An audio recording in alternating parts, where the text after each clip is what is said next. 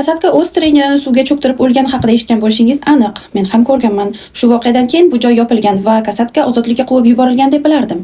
Yo'q, aslida haqiqat umuman boshqacha narsa bo'lgan ekan. Bu kasatka bir emas, 3 ta trenerni suvga cho'ktirgan bo'lsa-da, bu video oxirida odamlarga emas, bechora kasatkaga ichingiz achishi aniq.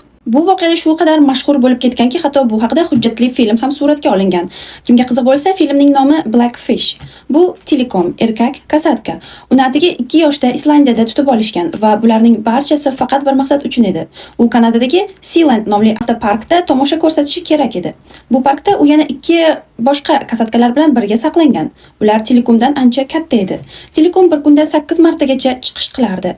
Chiqish bo'lmasa, doimiy mashg'ulotlar bo'lardi. Agar mashg'ulotlar ham bo'lmasa, kasatkalar o'zining kichkinagina hovuz qafasida turardi. Bu quti shu qadar tor ediki, kasatkalar deyarli bir-biriga yopishib turishga majbur bo'lardi. 14 soat davomida qimirlamay qorong'ilik ichida. Yovvoyi tabiatda esa kasatkalar kuniga bir necha 100 kilometrgacha suzadi. Tasavvur qiling, bu ular uchun naqadar dahshatli sharoit bo'lgan. Lekin bu shoular uchun o'tkazilgan mashg'ulotlar ham mutlaqo shafqatsiz edi. Kasatkalar biror harakatni noto'g'ri bajarsa, jazolanishardi. Qanday qilib? Ularni shunchaki ovqatlantirishmasdi. Ya'ni 3 ta kasatkadan bittasi xato qilsa, uchalasi ham ovqatsiz qolardi. Telekom hali tajribasiz, yosh bo'lgani uchun ko'p xato qilardi. Shu sababli boshqalar ham och qolardi. Natijada esa boshqa kasatkalar telekomga hujum qilish boshlashgan. 1991-yilda oddiy mashg'ulotlarning birida trenerlardan biri suv tubiga tortib ketiladi. U yuzaga chiqishga uringan, lekin 3 kasatka go'yo u bilan o'ynayotgandek uni suv ostiga ushlab oxiri cho'ktirib yuborishgan. Bu telekom bilan bog'liq bo'lgan birinchi o'lim edi. Shundan keyin park oxir-oqibat yopildi.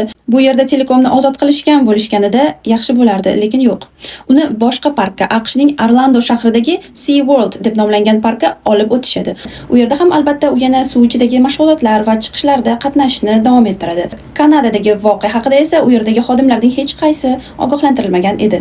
Bir kuni park xodimlaridan biri telekomni tekshirish uchun borganida hovuz ichida bir erkakning jonsiz tanasini topishadi. Jasad qattiq shikastlangan edi. Lekin nimadir telekomni unga hujum qilishga majbur qilgan. Bu noqonuniy kirish bo'lgani uchun bu ishni sekingina yopib yuborishgan. Keyin esa hammasi yana odatdagidek davom etgan. Chiqishlar, mashg'ulotlar, yana chiqishlar va yana mashg'ulotlar.